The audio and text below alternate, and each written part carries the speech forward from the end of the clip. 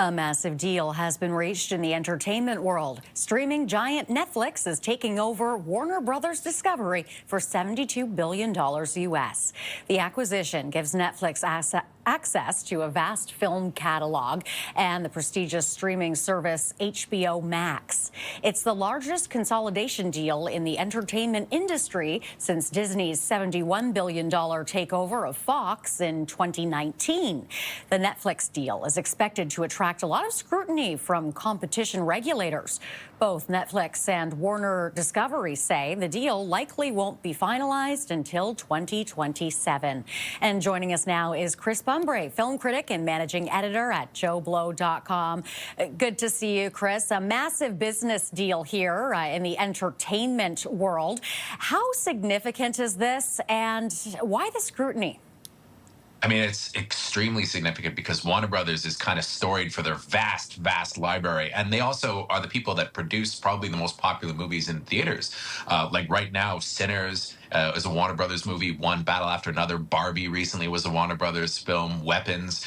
You know, movie theaters are desperate for big titles that they can exhibit. And I think that if Warner Brothers is off the table, I don't think that that's something that the industry can really recover from.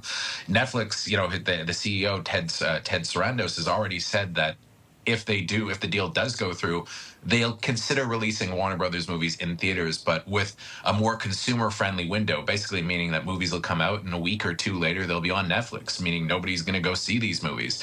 But there's not only that, it's the fact that they're going to control this massive IP. They're going to have Harry Potter, Lord of the Rings, the entire DC universe, Batman, Superman, Game of Thrones, you know, all the HBO shows. They're going to be the hub for content, probably the biggest we've ever seen.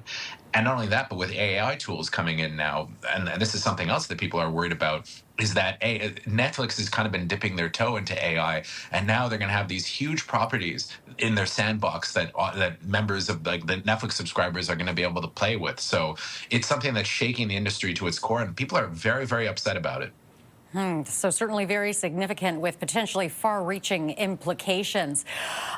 Now, Chris, let's talk about the movies, of course. It is Friday. We have to do that as well. First off, let's take a look at a clip. Abby, help us. Come find us.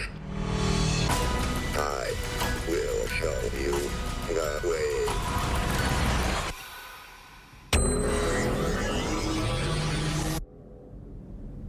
Oh, no. Well, that looked disturbing. Five Nights at Freddy's 2. Chris, how does this one match up to the original? What did you think?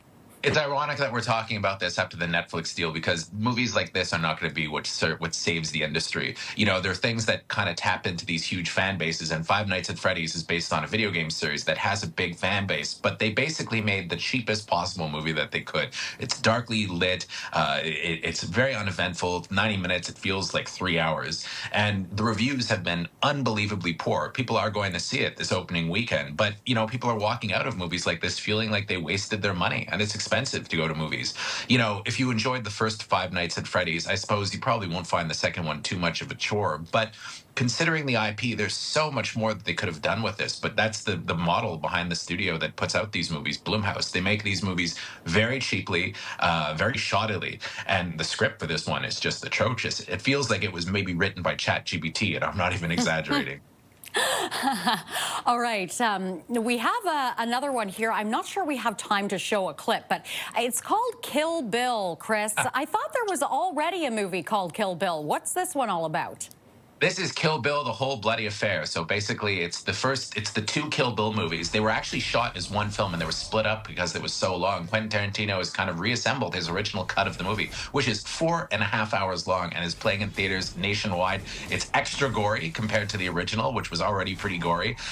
It's playing in theaters all over. 4.5 hours, though, with a 15-minute intermission. But I've always thought that this was Tarantino's masterpiece. And, you know, audiences are turning out to see old favorites like this back on the big screen, because a lot of people that are going to go see it this weekend probably never got a chance to see it in theaters originally. It has been 22 years since it came out.